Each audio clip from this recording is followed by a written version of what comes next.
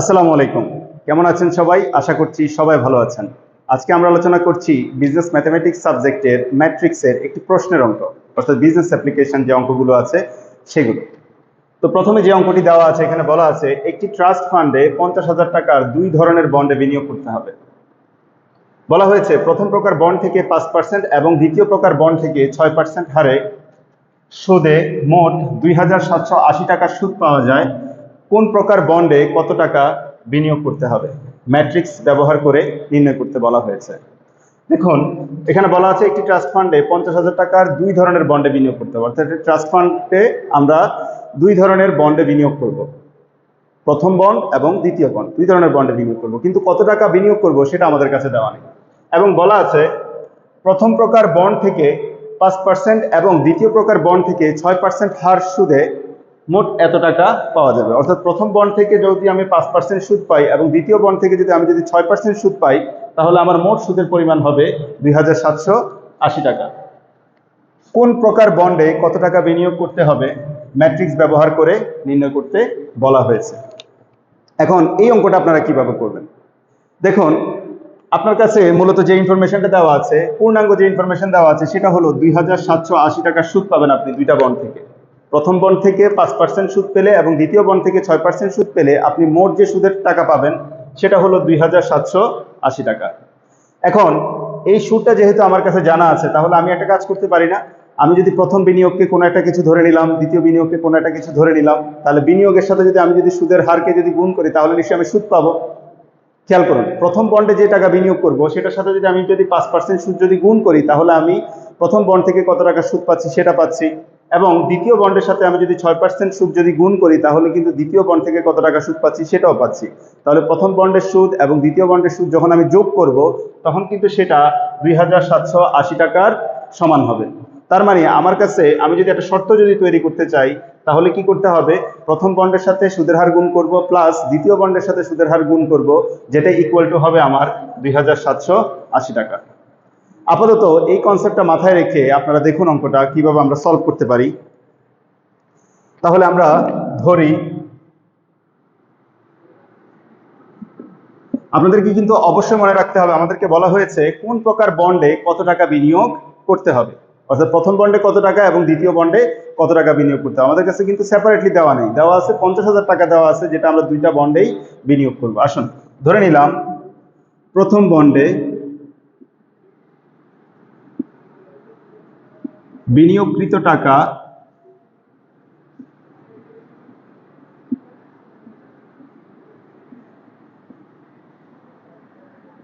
সমান, আমরা x ধরে নিলাম, প্রথম বন্ডে বিনিয়োগকৃত টাকা x। তাহলে দ্বিতীয় বন্ডে বিনিয়োগকৃত টাকা কত হবে বলেন তো? আমার কাছে টোটাল টাকা আছে 50,000, আমি যদি x টাকা প্রথম বন্ডে বিনিয়োগ করে ফেলি, তাহলে নিশ্চয়ই দ্বিতীয় বন্ডে হবে 50,000 থেকে আমি x টাকা বিয়োগ করে ফেলবো। এটাই তো আমার দ্বিতীয় বন্ডের বিনিয়োগ হবে নাকি? কারণ প্রথম বন্ডে x টাকা বিয়োগ করে ফেলছি, তাহলে 50,000 টাকা থেকে তো প্রথম বন্ডের বিনিয়োগ বাদ চলে যাবে, তাহলে যেটা পাবো সেটা হলো সেকেন্ড বন্ডের বিনিয়োগ। তাহলে প্রথম বিনিয়োগ এবং সেকেন্ড বিনিয়োগ দিয়ে আমি একটি ম্যাট্রিক্স তৈরি করব। সুতরাং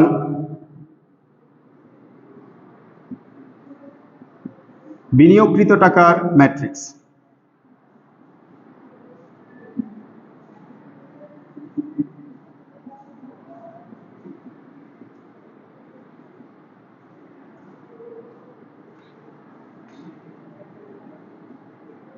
ইকুয়াল টু, এই যে দুইটা বিনিয়োগকৃত টাকা আছে সেগুলো দিয়ে যদি আমরা ম্যাট্রিক্স তৈরি করি, তাহলে আমরা বলতে পারি x আর আরেকটা উপাদান হলো আমার 50,000 মাইনাস x। তাহলে আমরা পেয়ে গেলাম বিনিয়োগকৃত টাকার ম্যাট্রিক্স। এখন আসুন, বলা হয়েছিল যে প্রথম বন্ডে থেকে আমরা সুদ পাবো হলো 5% এবং দ্বিতীয় প্রকার বন্ড থেকে আমরা সুদ পাবো হলো 6%। তাহলে সুদের হারগুলো দিয়ে আমরা একটা ম্যাট্রিক্স তৈরি করে নিই। তাহলে আমরা বলতে পারি প্রথম বন্ডের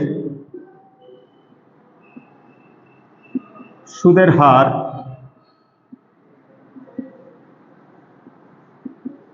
ইকুয়াল টু 5%, অথবা এটাকে আমরা বলতে পারি 5/100।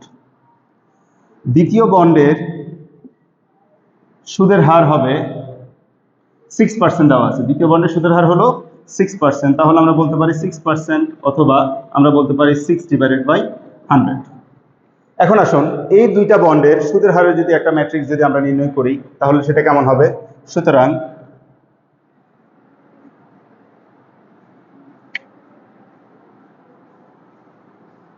সুদের হারের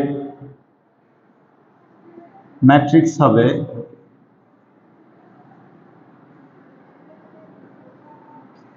ইকুয়াল টু, আমরা লিখতে পারি,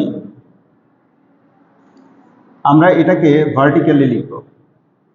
কেন লিখবো খেয়াল করুন, আমার এখানে বিনিয়োগটাকে আমি সারি আকারে লিখেছি, এবং আমি সুদের হারটাকে আমি কলাম আকারে লিখবো। কারণ কি, আমি যখন গুণ করব, যদি একটাকে সারি একটাকে যদি কলাম আকারে লিখি তাহলে গুণ করলে আমি মূলত সুদের টাকাটা পাবো। আর যদি আমি দুইটাকে যদি সারি আকারে লিখি তাহলে কিন্তু আমি তাদের মধ্যে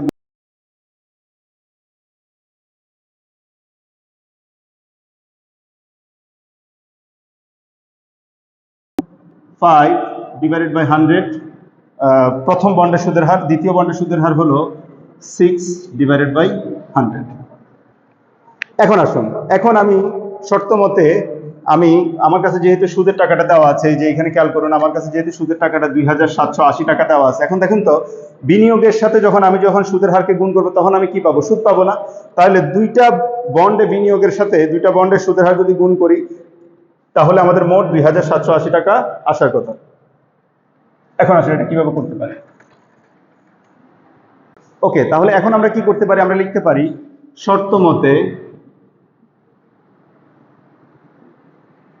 আমাদের কাছে কিন্তু সুদের টাকা দেওয়া আছে। সুদের টাকা কত দেওয়া আছে? দুইটা বন্ডের টোটাল সুদের টাকা দেওয়া আছে 2780 টাকা। এখন আসুন, তাহলে আমরা এইভাবে লিখতে পারি যে আমাদের এই যে বিনিয়োগের যে ম্যাট্রিক্সটা ছিল সেটা ছিল x 50,000 মাইনাস x ইন্টু আমাদের সুদের হার ছিল 5/100 আর হলো 6/100। এই যে দেখুন, এই যে বিনিয়োগের ম্যাট্রিক্সটা ছিল এটা, সুদের ম্যাট্রিক্সটা ছিল এটা। কেন করলাম এটা? এই যে দেখুন, দুইটার সুদ মিলে কিন্তু আমার হয়েছে কত? 2780 টাকা। এইটা কিন্তু আমাদের প্রশ্নে দেওয়া ছিল 2780 টাকা। এখন দেখুন তো, এই যে বিনিয়োগের সাথে আমি যখন এই যে প্রথম বিনিয়োগের সাথে যখন আমি প্রথম সুদের হার গুণ করছি তখন প্রথম বিনিয়োগের সুদ পাচ্ছি, প্লাস দ্বিতীয় বিনিয়োগের সাথে যখন আমি সুদের হারকে গুণ করছি আমি দ্বিতীয় বিনিয়োগের সুদ পাচ্ছি। তাহলে দুইটা বিনিয়োগের সুদ ইকুয়াল টু কত? 2780। তাহলে আমরা এইভাবে ইকুয়েশনটা তৈরি করতে পারি। তাহলে এখন কি করতে পারি আমরা? দেখুন তো, আমরা জাস্ট এই জিনিসগুলোকে গুণ করে ফেলবো। ম্যাট্রিক্সের যে গুণের নিয়ম আপনারা শিখেছেন সেই অনুযায়ী আমরা গুণ করে ফেলবো। আসুন, তাহলে এটা হলো প্রথম উপাদান, এটা হলো আমাদের দ্বিতীয় উপাদান ম্যাট্রিক্সের। এখন আমরা বলতে পারি x ইন্টু 5/100। তাহলে এখানে লিখতে পারি x ইন্টু 5/100। এখন প্রথম উপাদান দ্বারা প্রথম উপাদানকে গুণ করলাম, এখন দ্বিতীয় উপাদান দ্বারা দ্বিতীয় উপাদানকে গুণ করব, এটা প্লাস লিখতে হবে।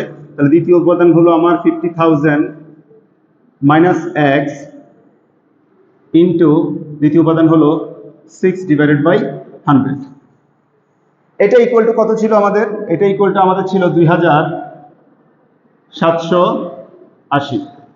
এখন আসুন, যদি আমরা গুণ করি তাহলে কি হচ্ছে? এটা এখানে এই এক্সটা উপরে চলে যাবে, তাহলে এটা হয়ে যাবে 5x/100 প্লাস এখানে যে এই যে 50,000 মাইনাস এক্সটা আছে এটা আছে 6 এর সাথে গুণ, তাহলে উপরে চলে যাবে। আমরা লিখতে পারি 6 into 50,000 minus x/100 equal to 2780।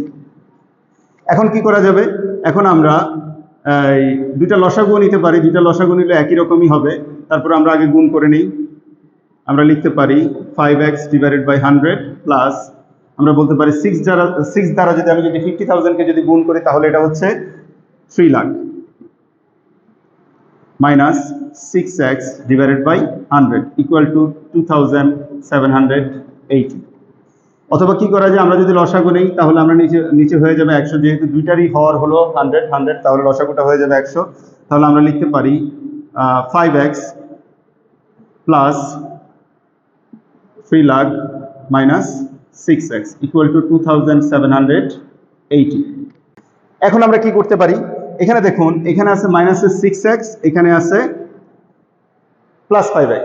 এখন আমরা জানি -6x থেকে যদি +5x যদি চলে যায় তাহলে শুধু -x থাকবে। তাহলে আমরা এটাকে লিখতে পারি যে আমরা 3 লাখ টাকা আগে লিখে ফেললাম, তারপর আমরা লিখতে পারি শুধু -x divided by 100 equal to 2780।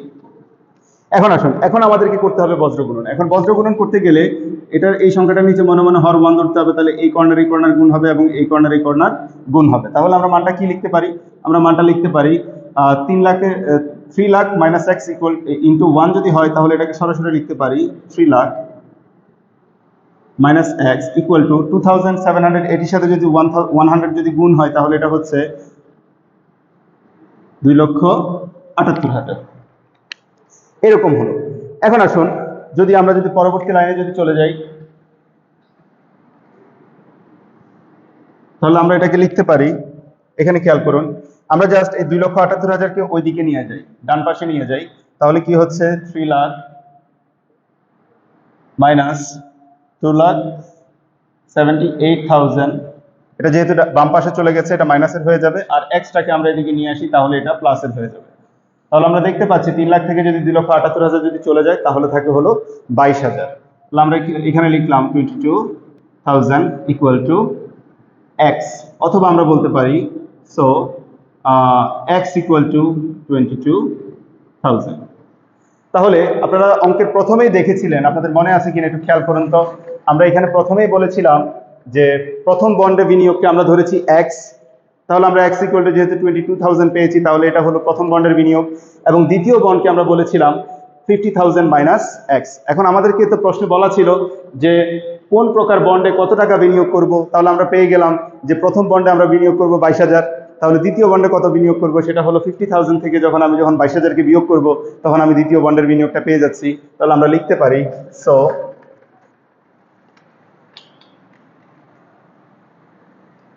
প্রথম বন্ডে বিনিয়োগ, সুতরাং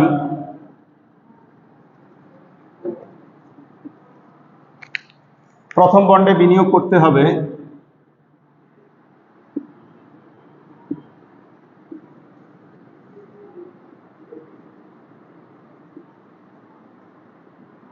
প্রথম বন্ডে বিনিয়োগ করতে হবে 22,000 টাকা।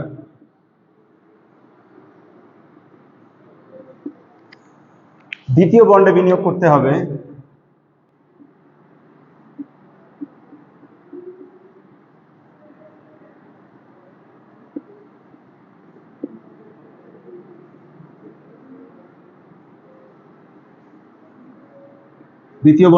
করতে হবে আমরা লিখব 50,000 মাইনাস এক্স টাকা। আচ্ছা এখন আসুন তো আমাদের এক্স এর যে মান ছিল সেটা কত পাইছি আমরা 22,000 টাকা, তাহলে আমরা লিখব 50,000 মাইনাস 22,000 টাকা, অথবা আমরা বলতে পারি 50,000 থেকে যদি 22,000 যদি চলে যায় তাহলে থাকে হলো 28,000, তাহলে 28,000 টাকা। তাহলে প্রশ্নে আমাদেরকে বলা ছিল প্রথম বন্ডে কত টাকা বিনিয়োগ করতে হবে, সেটা আমরা পেয়ে গেলাম, প্রথম বন্ডে বিনিয়োগ করতে হবে 22,000 টাকা, এবং বলা হয়েছে দ্বিতীয় বন্ডে কত টাকা বিনিয়োগ করতে হবে সেটাও আমরা পেয়ে গেলাম 28,000 টাকা। তো আশা করছি পুরো অঙ্কটা আপনারা বুঝতে পেরেছেন। ভালো থাকবেন সবাই, সুস্থ থাকবেন, কথা হবে নেক্সট লেকচারে। আল্লাহ হাফেজ।